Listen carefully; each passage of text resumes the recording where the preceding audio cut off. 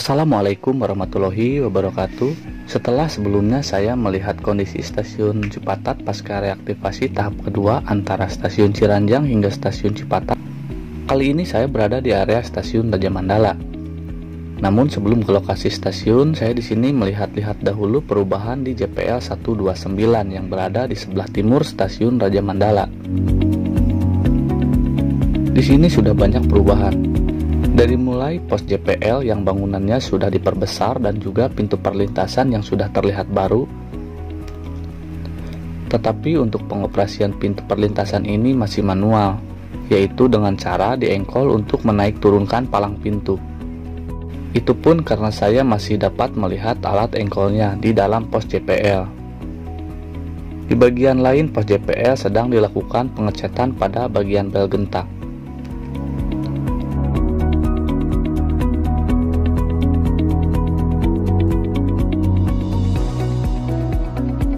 Ketika saya bertanya pada petugas, apakah bel ini akan digunakan kembali atau tidak, beliau mengatakan bahwa bel ini akan digunakan kembali.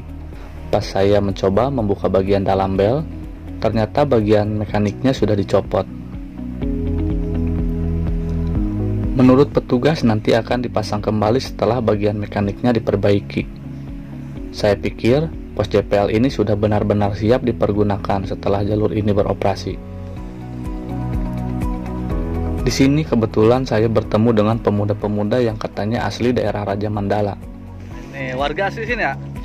Asli? Stasiun. Oh, stasiun. Ketika saya tanya-tanya, kelihatannya mereka senang sekali dan menyambut positif untuk reaktivasi jalur ini. Akang siapa namanya, Kang? Adam.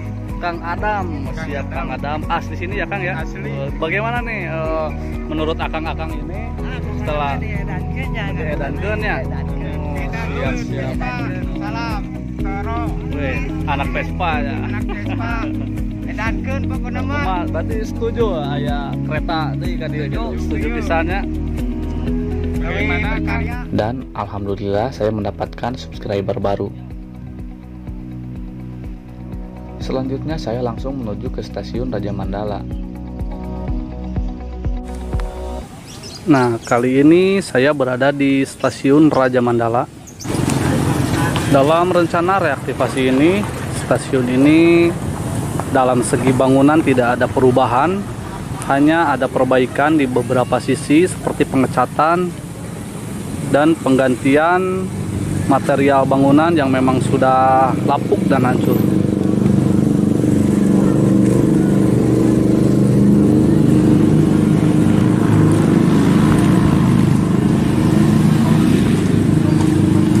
Ini untuk bagian dalam. Terakhir kali saya menyambangi stasiun Raja Mandala ini, kondisi ruang tunggu ini masih terbilang sangat berantakan. Dulu di bagian atasnya itu banyak yang bolong, tetapi sekarang materialnya sudah diganti dengan yang baru, sehingga stasiun ini lebih kelihatan lebih baik. Karena memang sebentar lagi, mungkin untuk beberapa bulan ke depan akan dioperasikan kembali untuk menaik turunkan penumpang. Ini untuk bagian loketnya. Di dalam sana juga masih terdapat sebuah alat untuk mencetak tiket. Ini alatnya seperti ini. Ini untuk mencetak tiket pada zaman dulu. Jadi umurnya udah ratusan tahun mungkin ya. Kita lihat perubahan di bagian peron. Di bagian peron sendiri sudah ada perubahan yang sangat mencolok, yaitu dibuatkannya sebuah peron yang tinggi agar nantinya para penumpang tidak terlalu tinggi untuk naik atau turun dari kereta api dan tidak lagi membutuhkan daripada yang namanya tangga. Jadi para penumpang bisa leluasa naik turun ke kereta api dengan peron tinggi seperti ini.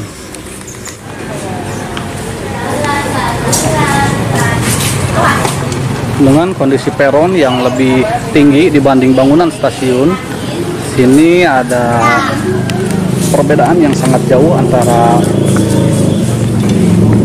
atas peron dengan ubin stasiun.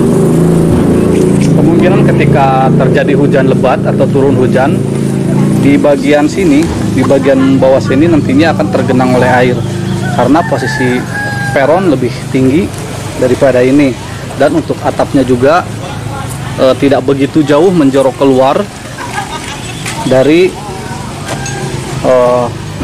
teras stasiun ini. Ya kemungkinan akan mengakibatkan genangan air di bagian ini.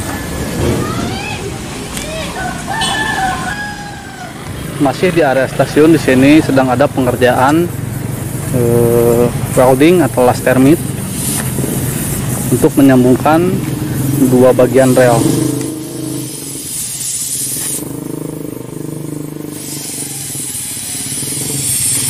Ini kira-kira seperti ini penyambungan rel dengan cara pengelasan.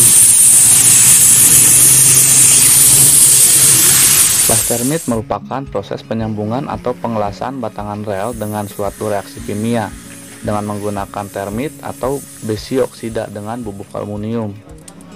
Dengan metode ini akan menghasilkan sambungan rel yang baik dibandingkan las biasa. Untuk prosesnya yang saya lihat di sini, pertama pekerja harus mengepaskan kedua batang rel yang akan dilas agar nantinya permukaan rel rata.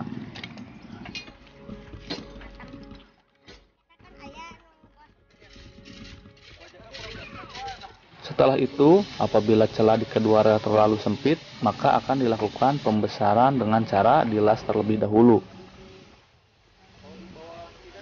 Kemudian di bagian rel yang akan disambungkan dipasangkan cetakan atau mal.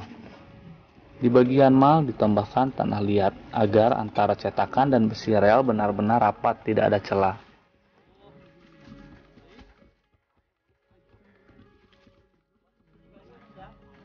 Setelah itu, kedua batangan rel yang akan dilas dipanaskan terlebih dahulu sekitar 5 menit untuk mencapai suhu 900 derajat Celcius. Karena campuran ini akan meleleh di suhu 900 derajat Celcius. Setelah suhu sudah mencapai ketentuan, kemudian bahan las yang sudah dituangkan pada alat khusus dipasang tepat di atas cetakan.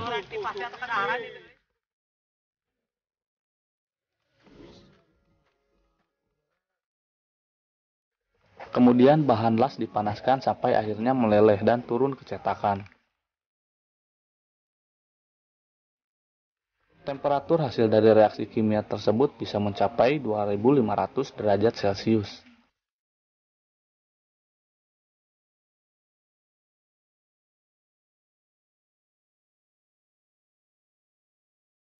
Setelah semua tertuang pada cetakan, kemudian cetakan dibuka.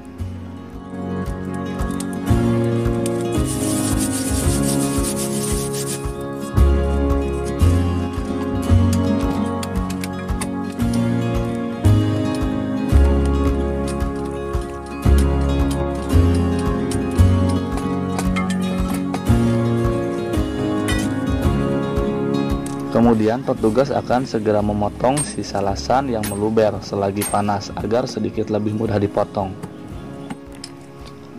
Untuk penyelesaiannya, sisa lasan yang masih belum rapi akan dirapikan menggunakan gerinda.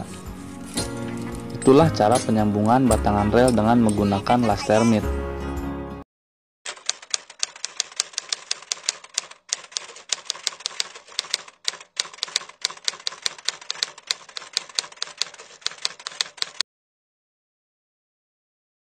Thank you banget.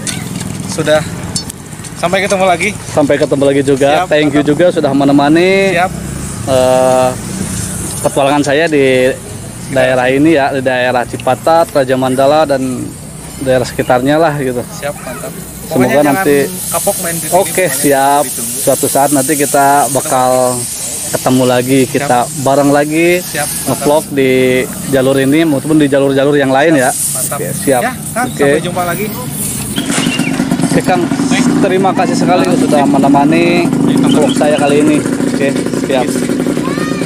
Kang, ayo. Terima kasih ya. Oke, siap. Sini Cianjur.